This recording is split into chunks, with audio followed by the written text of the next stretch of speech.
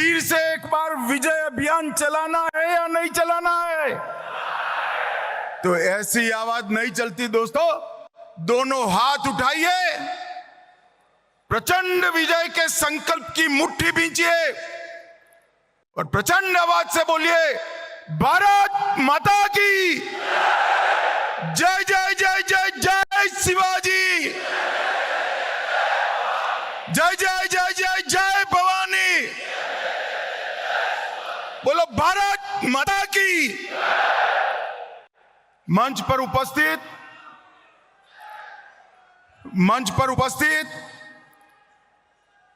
महाराष्ट्र प्रदेश भाजपा के अध्यक्ष महोदय, महाराष्ट्र भाजपा के वरिष्ठ नेता और हमारे उप मुख्यमंत्री श्रीमान देवेंद्र फडणवीस जी, मुंबई राज्य के प्रदेश अध्यक्ष, उनके नेतृत्व में बैठे हुए सारे महाराष्ट्र के वरिष्ठ नेतागण और आज महाराष्ट्र के कोने कोने से आए हुए ये सभी लगभग मंडलों को रिप्रेजेंट करने वाले देवतुल्य कार्यकर्ता भाइयों बहनों को नमस्कार, प्रणाम। भाइयों बहनों, राष्ट्रीय भाजपा की योजना के तहत आज हम सब स्वर्गीय गिरीश बापट सभागृह में इस विस्तृत कार्यकारिणी के अंदर इकट्ठा हुए हैं। जब मैं यहां आया हूं तब पुण्य नगरी में आया हूं, सबसे पहले छत्रपति शिवाजी महाराज को प्रणाम कर कर मेरी बात की शुरुआत करना चाहिए। ये नगरी तिलक महाराज की नगरी है।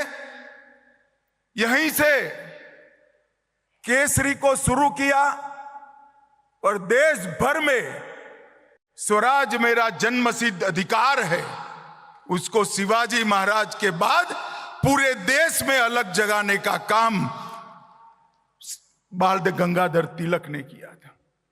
मैं आज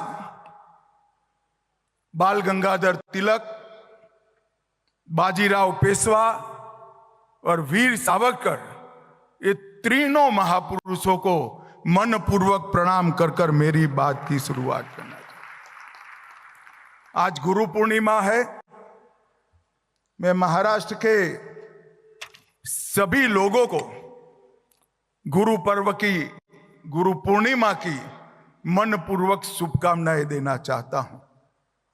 भाइयों और बहनों, हम सब जानते हैं कि देश भर में हर प्रदेश के अंदर ये विस्तृत कार्यकारिणी का आयोजन हमारे पार्टी के अध्यक्ष श्रीमान जगत प्रकाश नड्डा जी के निर्देश पर हो रहा है।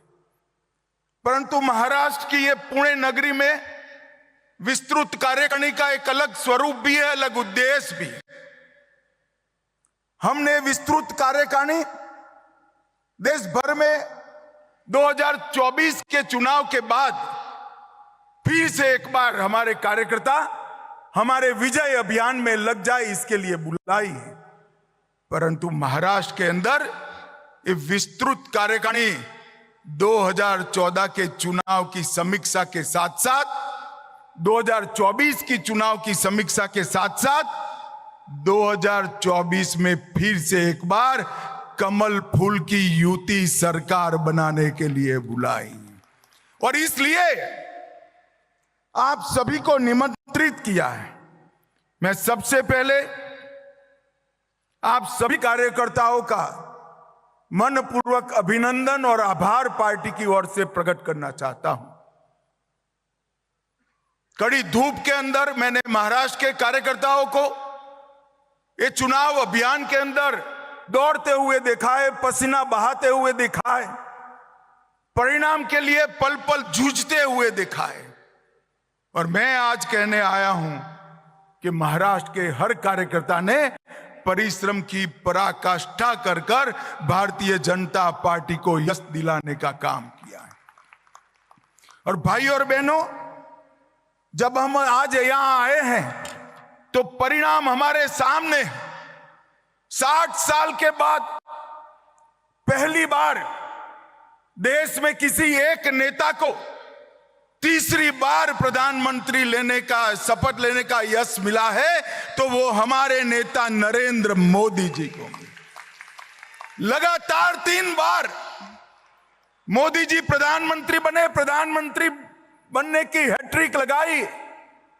और आज मैं कहने आया हूं महाराष्ट्र के कार्यकर्ताओं को, हमने महाराष्ट्र विधानसभा में भी 14, 19 और 14 और 19 से योग जितना बड़ा विजय 24 में प्राप्त करने के लिए पुरुषार्थ करना है। कार्यकर्ता मुझे मिले हैं, कल रात को भी कुछ लोग मिले, आज सुबह से महाराष्ट्र के प्रमुख कार्यकर्ता मुझे मिल रहे हैं। थोड़ा बहुत कंफ्यूजन दिखाई पड़ता है। एक भ्रांति फैलाने का काम हमारे विपक्ष ने किया है। मैं आज आपको एक उदाहरण देकर 2024 के नतीजों को एक्सप्लेन करना चाहता हूं। 2 बच्चे थे, एक ही क्लास में पढ़ाई पढ़ते थे। एक बच्चा हमेशा 80% मार्क से पास होता था, क्लास में नंबर 1 आता था। दूसरी एग्जाम आई, उसने तय किया कि इस बार 80 नहीं चलेगा, मैं 90 लाऊंगा। अब उसने लक्ष्य तय किया। लक्ष्य कभी कोई नीचा नहीं तय करता है, ऊंचा ही तय करता है। और दूसरा एक विद्यार्थी था, वो 4 साल में उसी कक्षा में नापास हो रहा था, उसको 20 मार्क आ रहे थे। उसने लक्ष्य रखा कि मैं 20 नहीं, इस बार 30 लाऊंगा। पास होने का लक्ष्य नहीं रखा, 30 लाने का लक्ष्य रखा। अब एग्जामिनेशन हो गए, परिणाम आ गया। जिसने 90 का लक्ष्य रखा था उसको 80 की जगह 78 आ गया, और जिसने 20 का लक्ष्य रखा था उसको 30 की जगह 25, 20 की जगह 25 आ गए। अब मुझे बताओ भाई, कौन सा विद्यार्थी का परिणाम अच्छा है? जरा बताओ, 80 वाले का अच्छा है या 20 वाले का अच्छा है? एक बात मुझे सभी कार्यकर्ता बताएं, जो विजयी होता है उसकी सरकार बनती है। भारत में सरकार किसकी बनी है? जरा जोर से बोलो, किसकी बनी है? विपक्ष में कौन बैठा है? तो विजयी कौन बना है? मैंने तो पहली बार ऐसा देखा है कि 30 मार्क का लक्ष्य लेकर 25 प्राप्त करने वाला बच्चा अहंकार में आ गया, और 90 का लक्ष्य रखकर 78 वाला पसोपस में पड़ गया। मैंने मेरे राजनीतिक जीवन में कई जय पराजय देखे, परंतु मैंने जीवन में कई लोगों को जीतने के बाद अहंकारी होते हुए भी देखा है। जीतने के बाद अहंकार आना, इसका आपको सैकड़ों उदाहरण दुनिया भर की राजनीति में मिलेगा, मगर एक अनूठा उदाहरण राहुल गांधी दुनिया को दे रहे। वो हारने के बाद अहंकारी हो गए। भाइयों और बहनों, मैं आज आपको बताने आया हूं, भारतीय जनता पार्टी को 240 सीटें मिली, एनडीए को 300 सीटें मिली, और पूरे इंडी अलायंस को इकट्ठा होकर 240 सीटें नहीं मिली है। ये हमें याद रखना है। भाई और बहनों, 14, 19 और 24 तीनों चुनाव का अगर योग कर देते हैं कांग्रेस पार्टी की सीट का, तो भी 240 नहीं होता जिसका हमें 24 में मिला है। मैं आज कहने आया हूं कि इस चुनाव के अंदर देश भर की जनता ने नरेंद्र मोदी जी के 10 साल के शासन पर मुहर लगाने का काम किया है, और तीसरी बार मोदी जी को बहुमत के साथ शासन करने का अधिकार दिया है। 300 सीट गठबंधन की और 240 सीट भारतीय जनता पार्टी की। कांग्रेस ने 10 साल शासन किया, कभी 240 सीट यूपीए में उनकी नहीं आई थी। मगर हमारा कार्यकर्ता और अच्छे का आशा रखने वाला कार्यकर्ता है, इसलिए थोड़ा मन में कसक रह जाती है। रह गई है ना? अरे जोर से बोलो, रह गई या नहीं रह गई है? पक्का रह गई है? तो कसक रह गई है तो सर पकड़कर नहीं बैठते हैं, नए लक्ष्य तय करते हैं। और लड़ाई कहां दूर है, 24 में ही होने वाला है। सारी कसक महाराष्ट्र विधानसभा में पूरी कर फिर से भगवा लहराने का काम कर। मैं आज कहने आया हूं कार्यकर्ता को, हम 2 सीट प्राप्त कर एक बार हुई थी, राजीव गांधी ने हमें तंज कसा था, हम 2 हमारे 2। आज 15 साल तक वो विपक्ष में बैठे हैं और 15 साल तक अब निश्चित हो गया है कि देश का शासन भारतीय जनता पार्टी करेगी। ये विजय कोई छोटा विजय नहीं है। 10 साल के काम के बाद 0 एंटी इनकम्बेंसी के साथ तीसरी बार हमारा गठबंधन पूर्ण बहुमत लेकर निकला है। कार्यकर्ता को हताश होने की जरूरत नहीं है। आज मैं आपको कहकर जाता हूं, महाराष्ट्र चुनाव का परिणाम सुनिश्चित है। मेरी बात मानकर घर पे जाना, इधर उधर बातों में मत आना। महाराष्ट्र में अब तक का सबसे बड़ा विजय इस चुनाव में मैं दीवार पर लिखा हुआ पढ़ पाता हूं, प्रचंड बहुमत के साथ युति की सरकार बनी। और युति की सरकार भारतीय जनता पार्टी के नेतृत्व में बनेगी। आप मेरे शब्द को ढंग से समझ कर रखिए, भारतीय जनता पार्टी के नेतृत्व में युति की सरकार अगले चुनाव में बनने जा रही है। और इसके लिए आज हमने संकल्प लेना है। हम किस पार्टी के कार्यकर्ता हैं? हम सत्ता प्राप्त करने के लक्ष्य के लिए निकले हुए लोग नहीं।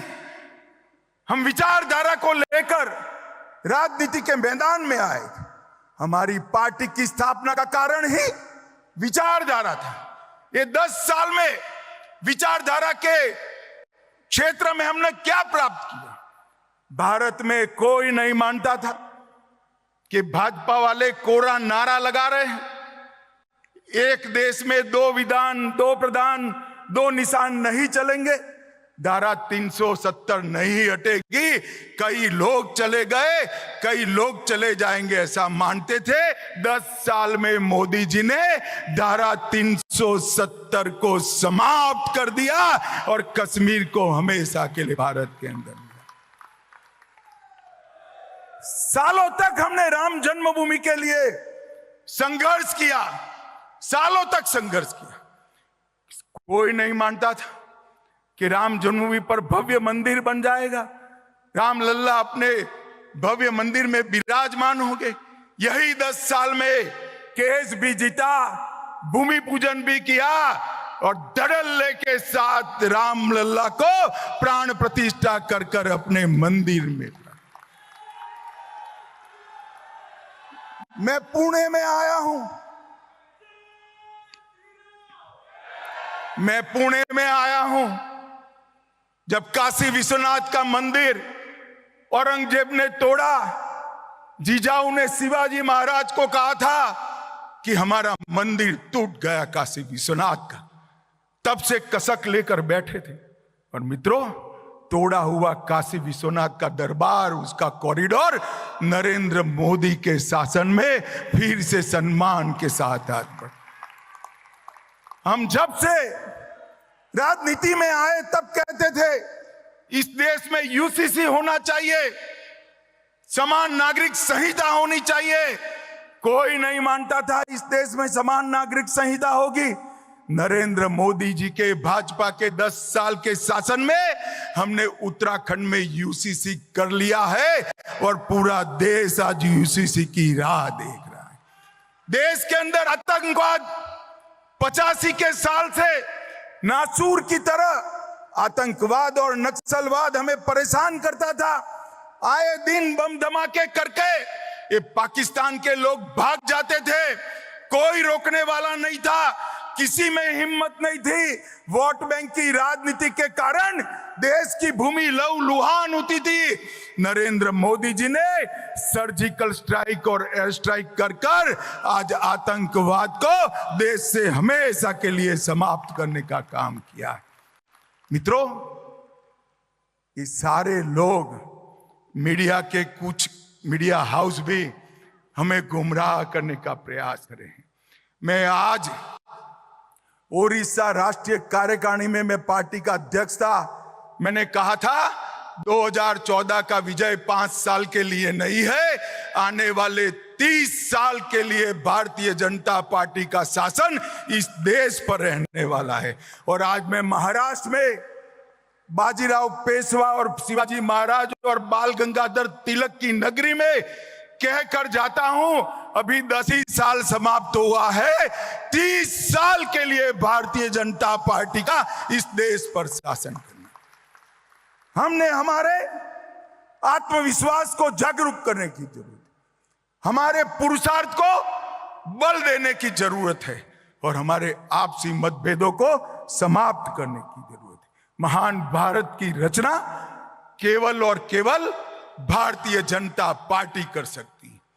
महान भारत की रचना केवल और केवल नरेंद्र मोदी जी ने डाली हुई नींव पर ही हो सकती है, हमारी विचारधारा ही कर सकती। इस आत्मविश्वास के साथ हमने आगे बढ़ना है। दीनदयाल उपाध्याय जी ने हमें अंत्योदय का स्वप्न दिया था। मोदी जी ने 10 साल के अंदर इस देश के 60 करोड़ गरीबों को घर दिया, बिजली दी, गैस का सिलेंडर दिया, शौचालय दिया, हर गरीब को प्रति माह प्रति व्यक्ति 5 किलो अनाज दिया, 5 लाख तक का बीमा दिया और देवेंद्र जी अब लाडली बहना और लाडली भैया भी देने जा रहे हैं। गरीब कल्याण का काम कोई कांग्रेस पार्टी नहीं कर सकती, कांग्रेस पार्टी के साथी भी नहीं कर सकते। गरीब कल्याण का काम केवल और केवल भारतीय जनता पार्टी कर सकती है और कोई नहीं कर सकता। भाइयों बहनों, ये कांग्रेस वाले कई सारे अपप्रचार यहां पर कर रहे हैं कि वो दलितों का, गरीबों का, पद दलितों का, आदिवासियों का कल्याण करेंगे। मैं आज पूछने आया हूं, 58 साल तक आपका शासन रहा, आपने गरीबों के लिए क्या किया? महात्मा फूले, अंबेडकर जी, इनके रास्ते पर चलने का तो नाम तो दूर, उनके उद्देश्यों को समाप्त करने का काम किया। 10 साल में हमने गरीबों का कल्याण करने का काम ये भारतीय जनता पार्टी की सरकार ने किया। पर मैं आज यहां आया हूं तब आपको कहना चाहता हूं, ढेर सारी भ्रांतियां चल रही, भ्रांतियां चलाई गई, हम लोग भ्रांतियों में ना आए। इन्होंने कहा भारतीय जनता पार्टी आरक्षण समाप्त कर देगी, हम जवाब देने में कहीं कहीं संकोच करने लगे, लोगों के मन में एक भ्रांति पैदा हुई। आज मैं कहने आया हूं कि अगर 10 साल का एक्सटेंशन नरेंद्र मोदी जी के समय में ही मिला और पूर्ण बहुमत होने के बावजूद भी आरक्षण को बल देने का काम हमारे नेता नरेंद्र मोदी जी ने किया। भाइयों बहनों, इन्होंने संविधान का विषय कहा, हमने जवाब नहीं दिया, हम सब भ्रांति से बाहर आए। अब चुनाव महाराष्ट्र में आया है, नए नए प्रकार की इल्यूजन पवार साहब खड़ा कर रहे हैं। मैं आज पवार साहब को कहने आया हूं, हमारे देवेंद्र जी, दादा शिंदे जी, अजीत दादा शिंदे जी, ये सब जवाब दे रहे हैं, मगर दूर से मेरा एक निरीक्षण है, मैं आप लोगों के साथ शेयर करना चाहता हूं। जब जब महाराष्ट्र में भाजपा सरकार आती है, मराठा को रिजर्वेशन प्राप्त होता है। मेरी बात ध्यान से सुनना, बाद में ताली लगाना। जब जब महाराष्ट्र में भाजपा सरकार आती है, मराठा रिजर्वेशन प्राप्त होता है और जब जब शरद पवार की सरकार आती है मराठा रिजर्वेशन गायब हो जाता है। मैं सोच समझ कर ये वाक्य बोल रहा हूं। 2014 में महाराष्ट्र में मराठा रिजर्वेशन आया, सुप्रीम कोर्ट तक ठीक गया। किसकी सरकार थी 14 में, बताइए जरा। अरे जोर से बोलो, किसकी सरकार थी? भाजपा सरकार थी। देवेंद्र फडणवीस हमारे मुख्यमंत्री थे। हमने मराठा रिजर्वेशन देने का काम। 20 में शरद पवार की सरकार आई, मराठा रिजर्वेशन गायब हो गया। हम आए फिर से, हमने अभी भी मराठा रिजर्वेशन देने का काम किया है। शरद पवार की सरकार आएगी तो मराठा रिजर्वेशन फिर से गायब हो जाएगा। अब मुझे बताओ, मराठा रिजर्वेशन कंटिन्यू रखना है तो किसकी सरकार लानी चाहिए? अरे जोर से बोलो, किसकी लानी चाहिए? भाइयों बहनों, कंफ्यूजन में मत रहिए। समाज के हर तबके को न्याय देने का काम कोई एक पार्टी ने किया है तो भारतीय जनता पार्टी ने किया है। और भारतीय जनता पार्टी झूठ कैसे फैलाए जाते? अभी एक पुराना नोटिफिकेशन निकाल दिया, तारीख नहीं है, फैसला पुराना है। मैं भी कंफ्यूजन में आ गया। मैंने पीयूष गोयल जी को फोन किया, है क्या हुआ? पीयूष गोयल जी ने कहा, साहब ये तो हमारा निर्णय नहीं है, शरद पवार का निर्णय है। वो कह रहे हैं दूध का पाउडर इंपोर्ट होगा। कंफ्यूजन में मत आइए। वो सर्कुलर कर गए थे, 10 साल में 1 किलो दूध का पाउडर इंपोर्ट नहीं किया है नरेंद्र मोदी सरकार ने। और अगले 5 साल तक 1 ग्राम भी दूध का पाउडर इंपोर्ट नहीं होगा। आज मैं आपके बीच में ये भ्रांति फैलाकर चुनाव जीतना चाहते हैं और भ्रष्टाचार की बातें कर रहे हैं। भ्रष्टाचार का सबसे बड़ा सरगना भारत की राजनीति में है तो शरद पवार है। इसमें मेरे मन में कोई कंफ्यूजन नहीं। आप क्या आरोप कर रहे हो हम पर? इस देश में कोई भी सरकार में भ्रष्टाचार को संस्थागत करने का काम, इंस्टीट्यूशनलाइज करने का काम अगर किसी ने किया तो शरद पवार आपने किया है। मैं डंके की चोट पर कहकर जाता, हम पर आप भ्रष्टाचार का आरोप लगा रहे हैं। और इस बार शरद पवार जी, मेरा ये बापट सभागृह में बैठा हुआ कार्यकर्ता ढंग से जान गया है आपके झूठ नहीं चलेंगे। मैं बता कर जाता हूं, चलेंगे क्या? अरे जोर से बोलो, चलेंगे क्या? चलेंगे क्या?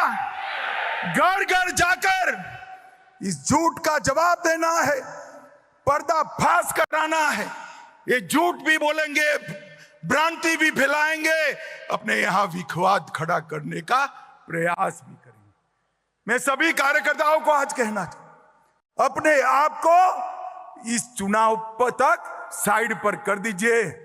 अपनी जगह कमल के हित को केंद्र में ला दीजिए। एक एक कार्यकर्ता कमल को समर्पित हो। एक एक कार्यकर्ता कमल को जिताने के लिए परिश्रम की पराकाष्ठा करे और एक एक कार्यकर्ता अपने साथी को जिताने के लिए भाजपा से भी ज्यादा परिश्रम करे। मुझे बताओ भाइयों बहनों, एनडीए को जिताना है या नहीं जिताना है? ऐसे नहीं चलेगा भाई। मैं बनिए का बेटा हूं, गारंटी के बगैर वापस नहीं जाऊंगा। मुझे जरा जोर से बताइए, युति को जिताने के लिए जोर लगाएंगे? भाजपा का हर प्रत्याशी हमसे बढ़कर हम परिश्रम करेंगे। भाइयों बहनों, ये चुनाव जो है, ये चुनाव का परिणाम उनकी भ्रांतियों का जवाब। एक बार महाराष्ट्र, हरियाणा और झारखंड हम जीत लेते, ये राहुल गांधी का अहंकार चूर चूर हो जाएगा। पूरे देश में जोम बढ़ने की जिम्मेदारी मेरे महाराष्ट्र भाजपा के कार्यकर्ताओं में। आप मुझे बताओ भाई, पूरे देश को फिर से एक बार 14 से ज्यादा जोश में लाना है या नहीं लाना है?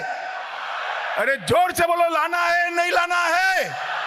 इसका एकमात्र रास्ता है इतिहास में अब तक का सबसे बड़ा विजय। महाराष्ट्र में पूरे देश के कार्यकर्ताओं को जोश दिलाने का काम करेगा। इसकी जिम्मेदारी भाइयों बहनों आपकी। भाइयों बहनों, ये जो बात करते हैं महाराष्ट्र के विकास की, जवाब लेते हैं। मैं आज शरद पवार को पूछने आया हूं, पवार साहब 10 साल तक आप महाराष्ट्र में आपकी सरकार थी, केंद्र में भी आपकी सरकार थी। 10 साल तक आपने महाराष्ट्र को क्या दिया? जरा हिसाब लेकर आइए, 10 साल में क्या दिया? झूठे वादों के अलावे आपने कुछ नहीं दिया। भाई और बहनों, यूपीए के 10 साल में महाराष्ट्र को केंद्र से 1,91,000 करोड़ मिला था। सिर्फ 1,91,000। कितना मिला था? जरा जोर से बोलो तो,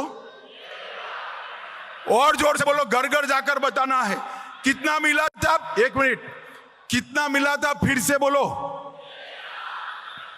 नरेंद्र मोदी जी ने 10 साल में 14 से 24 में 10,05,000 करोड़ रुपया महाराष्ट्र को देने। और पवार साहब, अगर हिसाब पे भरोसा नहीं है तो पुणे का कोई चौराहा तय कर दो, हमारा मुरली माहौल हिसाब लेकर खड़ा हो जाएगा, पाई पाई का हिसाब। मैं आज भाइयों बहनों 10 लाख करोड़ का हिसाब लेकर आया हूं। 10 लाख करोड़ का। ना उन्होंने मुंबई के लिए किया, खुद नासिक के लिए किया, ना पुणे के लिए किया, ना नागपुर के लिए। चारों शहरों का विकास अगर किसी ने किया तो नरेंद्र मोदी सरकार ने किया। हमने रोडवेज के लिए 75,000 करोड़ दिया, रेलवे के लिए 2,10,000 करोड़ दिया। ये रेलवे मंत्री यहां बैठे, जोर से ताली बजाओ, जरा जोर से ताली बजाओ। और 1 लाख करोड़ का मुंबई अहमदाबाद बुलेट ट्रेन मैंने 10 लाख करोड़ में नहीं गिना है। और 4,04,000 करोड़ एयरपोर्ट के विकास के लिए दिया।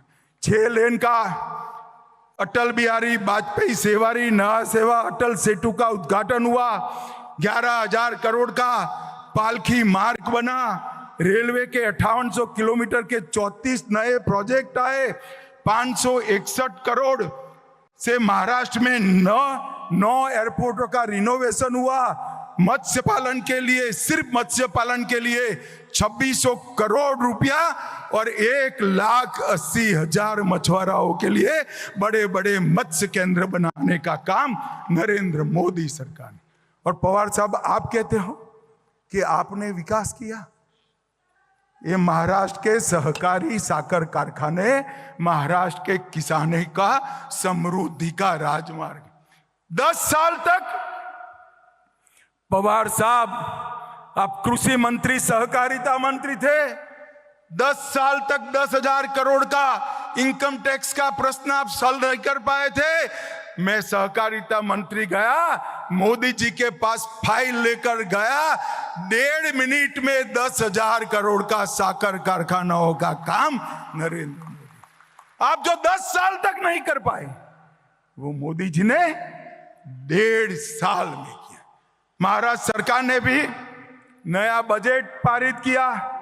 मोदी जी ने नारी शक्ति वंदन अधिनियम से बहनों को विधानसभा और लोकसभा में 33% आरक्षण दिया।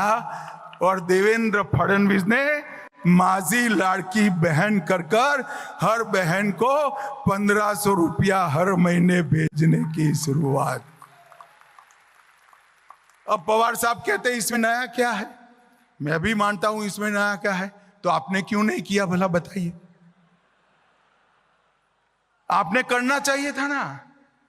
अब चिंता मत करो पवार साहब, महाराष्ट्र की जनता आपको करने का मौका भी नहीं देने वाली है। फिर से भारतीय जनता पार्टी की सरकार आनी।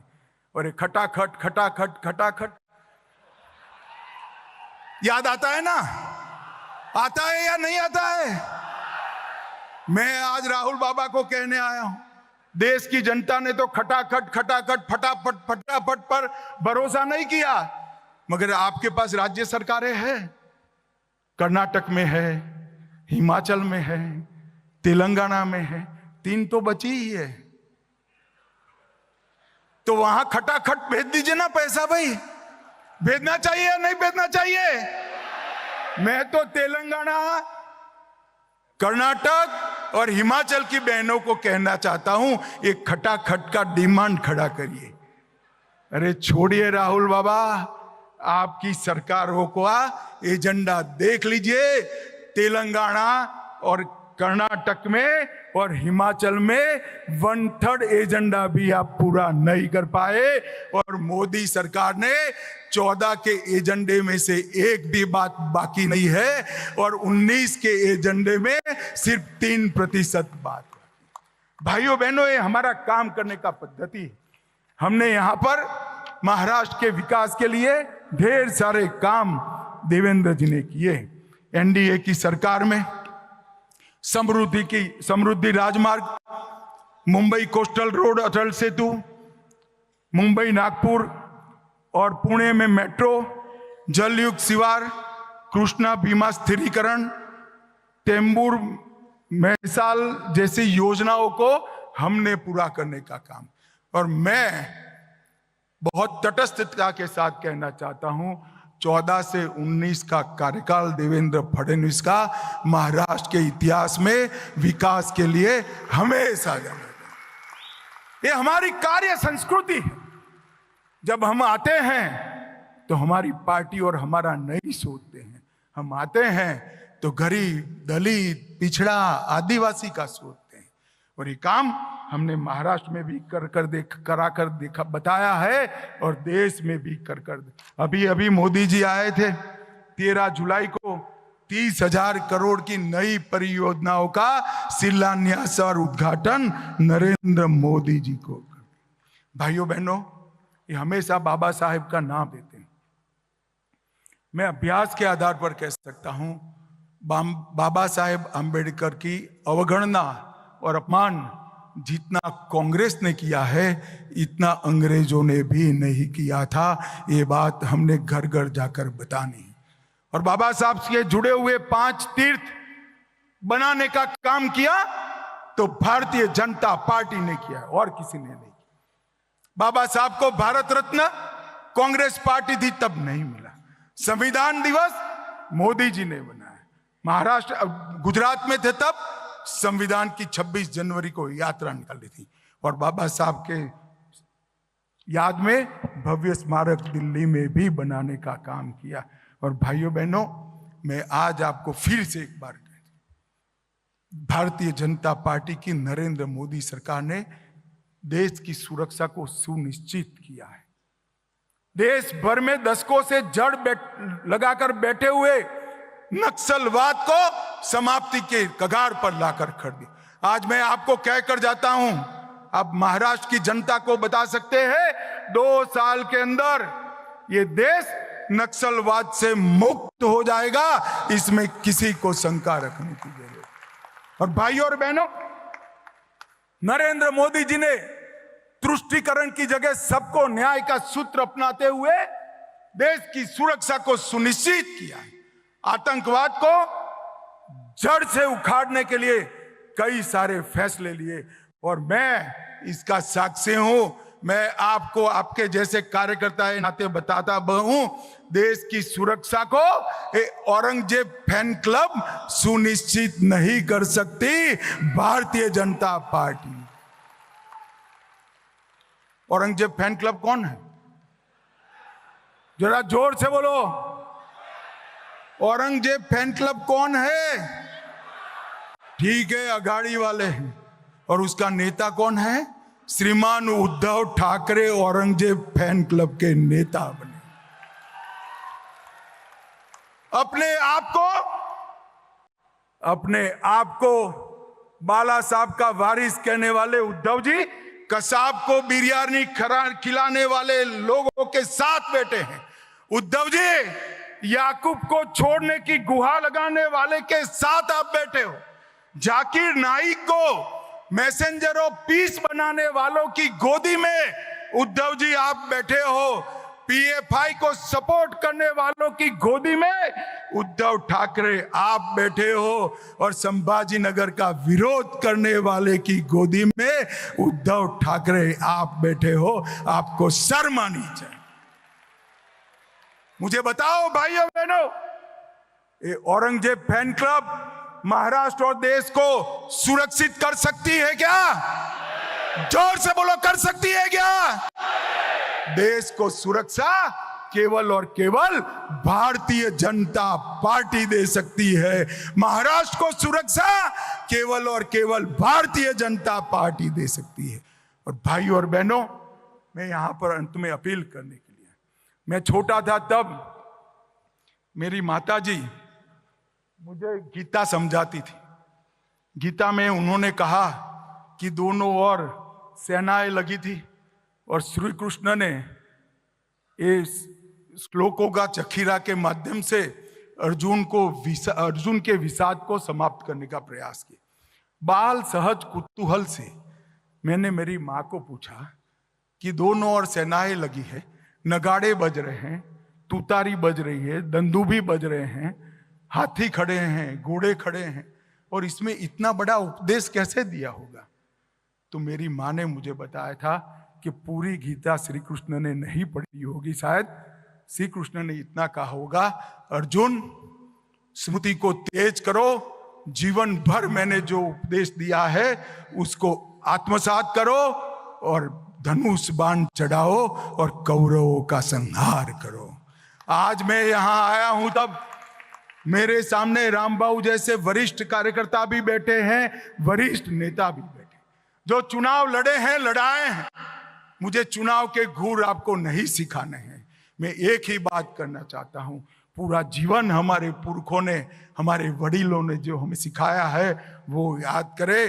राष्ट्र प्रथम, मुझसे पहले मेरी पार्टी और मेरी पार्टी से पहले मेरा देश, इस सूत्र को हम आत्मसात करें। एकत्र आए, एकजुट हो, परिश्रम की पराकाष्ठा करे और सबसे प्रचंड बहुमत के साथ भारतीय जनता पार्टी के नेतृत्व में एनडीए की सरकार बनाए। मुझे बताओ भाइयों बहनों, प्रदेश भर में गांव गांव, घर घर, नगर नगर, महानगर तक जाकर ये बात पहुंचाएंगे क्या? अरे जोर से बोलो, पहुंचाएंगे। कमल को जिताएंगे, साथियों को जिताएंगे, महाराष्ट्र को सुरक्षित करेंगे, देश को सुरक्षित करेंगे। फिर से एक बार महाराष्ट्र में भाजपा सरकार बनाएंगे तो मेरे साथ दोनों हाथ उठाइए और प्रचंड आवाज से मुट्ठी भींच कर बोलिए, भारत माता की, भारत माता की, वंदे वंदे। आप सभी का बहुत बहुत धन्यवाद।